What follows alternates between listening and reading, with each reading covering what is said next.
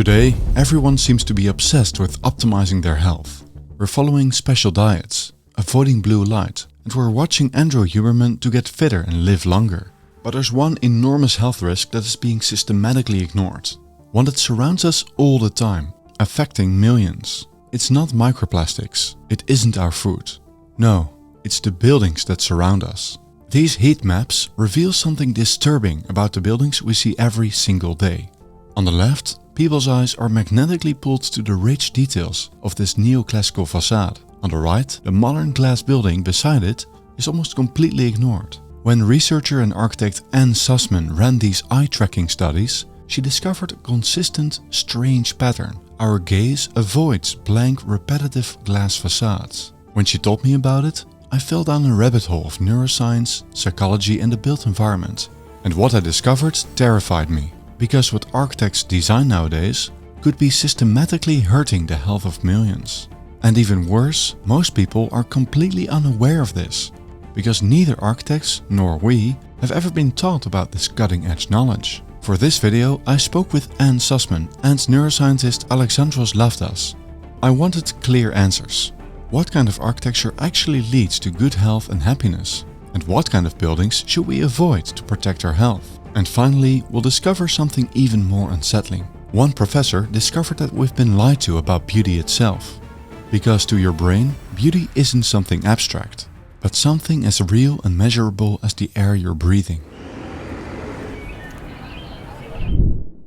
I'm speaking with Ann Sussman. She's president at the Human Architecture and Planning Institute, or the HAPI. They use advanced biometric tools to measure something architects have ignored for decades. How buildings actually make us feel. One of the tools they use is eye tracking. Test subjects sit before a screen and look at an image, while a camera tracks where they look and where their eyes linger. It creates heat maps, showing hotspots of where people look and what people ignore. In fact, this technology is so effective that it is being used by major industries to influence our consumption behavior. One such industry is the car industry. They don't just design based on what the car designers like. Instead, they use cutting-edge technology like eye tracking and human psychology to their advantage. But eye tracking is also used to test websites, devices and many other products, all to influence us, for us to buy their stuff. But what happens when this technology is used on architecture? The HAPI has done many eye tracking studies, showing sets of buildings to people, and one mysterious pattern keeps appearing, and that is that our gaze ignores blank facades and that we actively look for people, contrast and detail. Look at this heat map, for example. People clearly look at the bus, the signs, the traffic light and the advertisement showing a lady doing yoga. But the glass facade is completely ignored. And look at the contrast between this library building and a version where the windows are photoshopped out. The windows attract the gaze, while a blank wall is ignored. But why does this matter? Well, we humans evolved in a world that is rich in information. When we are forced in information-poor environments, like cities with glass or blank walls, a couple of things happen. First of all, we get bored, and this has been shown to trigger a measurable stress response. Neuroscientist Colin Allard found that when people walk past boring blank facades, their physiological arousal levels drop into a state of restless boredom that mimics high-stress anxiety. This isn't just a lack of interest.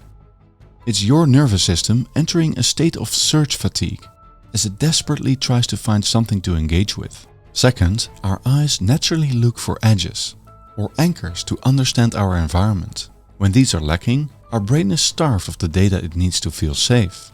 Third, another mechanism is not activated, one that explains how we survived for millions of years, up to this day.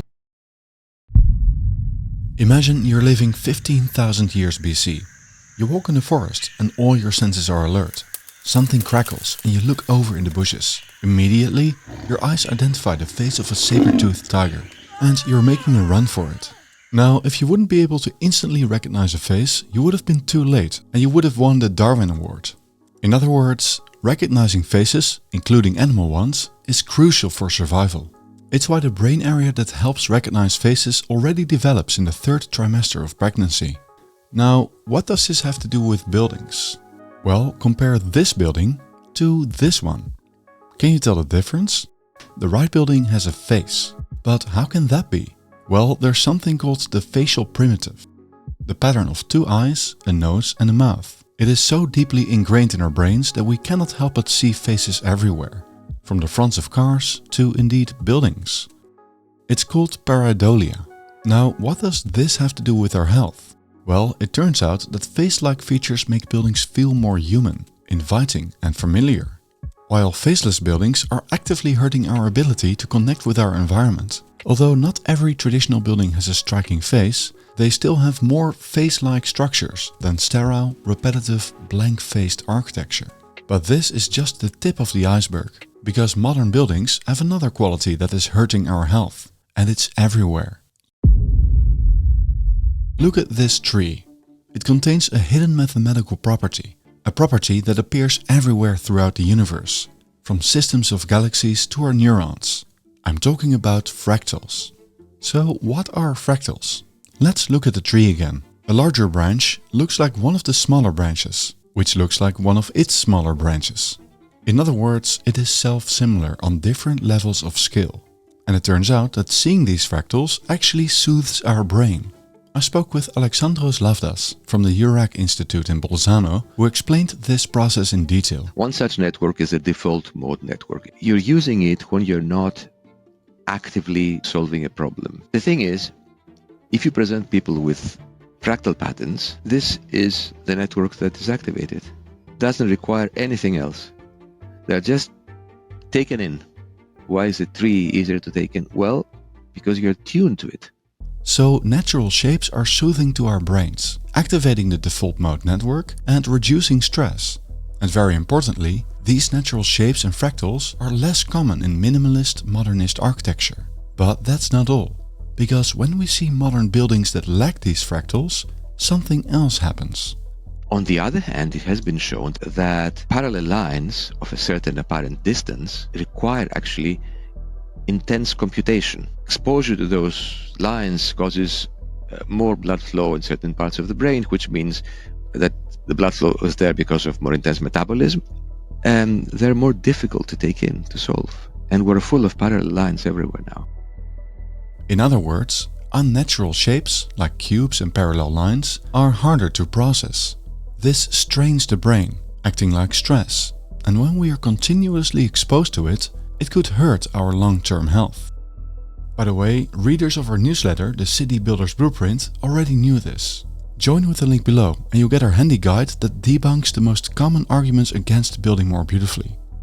Traditional buildings often have more features that counterbalance the strong parallel lines, like curves, vertical elements like pilasters, and ornament. In fact, ornament does something else. It directly introduces natural forms, like plants, animals or humans, into our environment.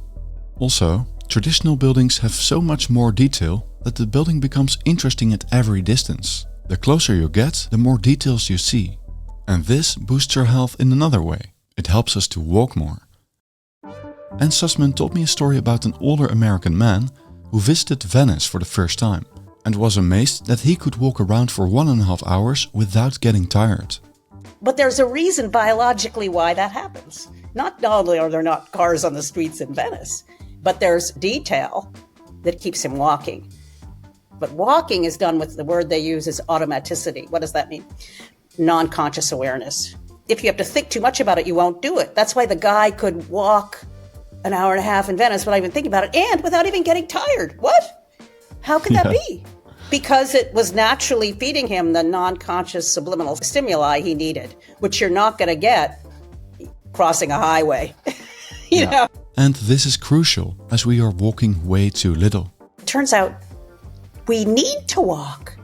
Now there are these studies I've been recently reading that if you don't walk 4,000 steps a day, they now can predict your increased risk of dementia and Alzheimer's.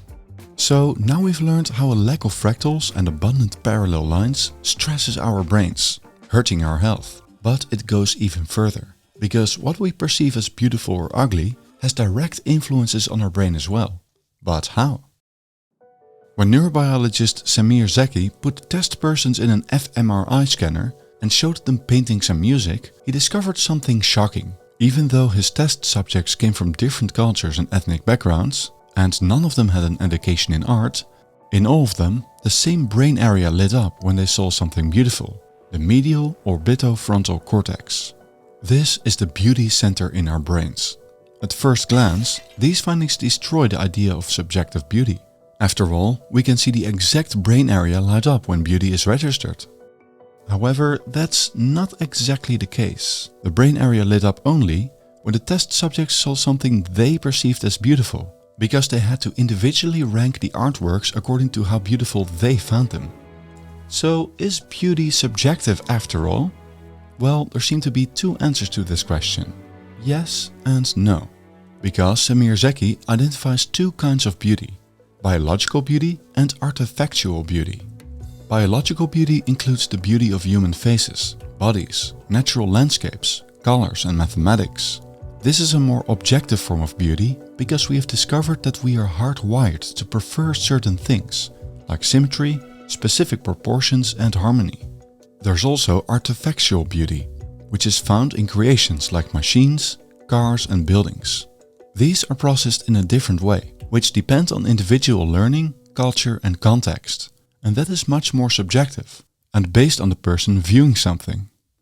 So does that mean that architectural beauty is completely subjective? Well, not exactly, because even though architectural beauty is for some part learned and cultural, it is also, to some extent, regulated by biological beauty. There's influences of fractals, and then there's things like symmetry and proportion, which appear in both nature and our buildings. When architecture satisfies these hardwired universal biological rules, we see that there is more unanimity in what buildings people prefer. And that's what explains studies like the one I did with Ipsos INO, or the Create Streets polls, or the Harris poll, which all show that apparently people prefer traditional architecture. Traditional architecture happens to have many of the biological features we like, which might explain why people prefer it. But there's a shadow side too, because Semir Zeki also discovered what happens when we see things we experience as ugly. Another brain part lights up when we observe something ugly: our amygdala and motor cortex. Our amygdala is the brain part responsible for fear and the fight or flight instinct, and is related to negative emotions. This means that when you observe ugliness, your brain is mobilizing your body to physically protect you from it. Your body goes into defense mode.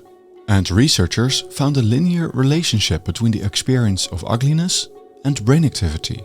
The uglier you find something, the more intense the activity becomes in these brain parts. So no wonder you want to get away when you find yourself in an area you find ugly. And although the link between ugly urban environments and health isn't studied a lot yet, chronically elevated stress and cortisol levels means your body stays in the fight or flight mode, which can lead to cardiovascular issues, metabolic problems, a weakened immune system, and a whole slew of mental health problems, from anxiety to phobias, and from social withdrawal to aggression. What does this all mean? Well, we learned that buildings with boring facades, many parallel lines, and perceived ugliness can harm our health in a variety of ways, and they are being built everywhere. The bad news is that the designers who are designing these places where we live our lives have no idea of these findings. Modern architecture schools don't teach about neuroscience and ignore principles like symmetry or harmonious proportions that could help make designs of buildings less stressful to us, more meaningful and more beautiful. Now the decision is up to us. We must decide if it is ethical to build things that can make us sick in the long term. The building is not an exhibit in a museum. It's not something that you have a choice of seeing it. The building is inflicted upon you by virtue of you living in that city, and you have no control over it. I think the freedom of the passerby or the inhabitant of the city to have a life with the least amount of stress trumps the freedom of the architect to create something that he or she finds interesting. We also need to decide if it's ethical that we have made beauty only for the rich.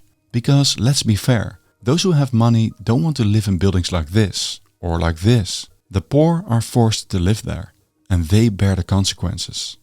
But what I've seen in my lifetime is now beauty is only for the wealthy. The private schools in my town are beautiful. The public school has a 160-car parking lot right next to it and is modernist. The private schools are traditional buildings, beautiful with the parking hidden. Which school is the 14-year-old going to feel more at home in?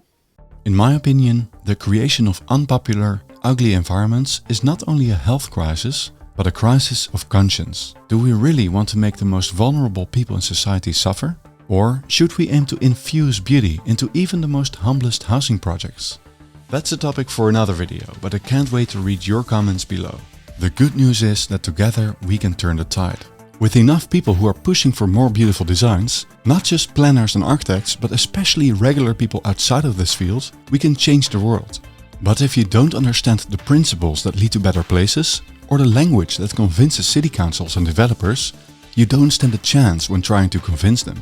That's why we started our academy, which soon includes a brand new Essentials course, our most accessible course yet on making better places. For everyone who wants to build a better world, but doesn't know where to begin. Link below to join the waitlist. Also, visit the HAPI's website, thehapi.org, and learn all about how our biology relates to design. We included an exclusive discount code for their course bundle below.